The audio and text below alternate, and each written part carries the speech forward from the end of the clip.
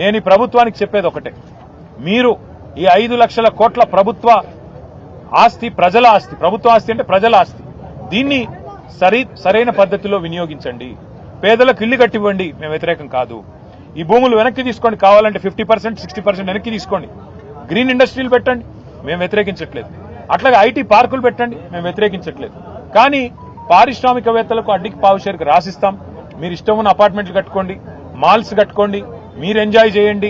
ప్రజల సొమ్మును మీరు అత్త సొమ్ము అల్లుడు దానం అన్నట్టు మేము దానం చేస్తాము, మీరు అమ్ముకోండి, ఇష్టం ఉన్నట్టు చేసుకోండి అంటే బీఆర్ఎస్ చూస్తూ ఊరుకోదు. నేను పారిశ్రామికవేత్తలు కూడా చెప్తా ఉన్నా, మీరు ఈ ప్రభుత్వం ఇచ్చే ఆషాఢపు సేల్ ఆఫర్ లాంటి ఆఫర్లు తీసుకొని మీరు 4 డబ్బులు కట్టి ఇది మాది అయిపోతుంది అని మీరు అనుకుంటే మీరు పప్పులో కాలేస్తున్నారు.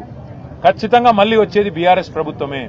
మేము ఈ HILTP అనే పాలసీ ఏదైతే ఉందో దీన్ని ఖచ్చితంగా రద్దు చేస్తాం. ఇవాళ ఎవరైనా డబ్బులు పెడితే మీరు నష్టపోతారు.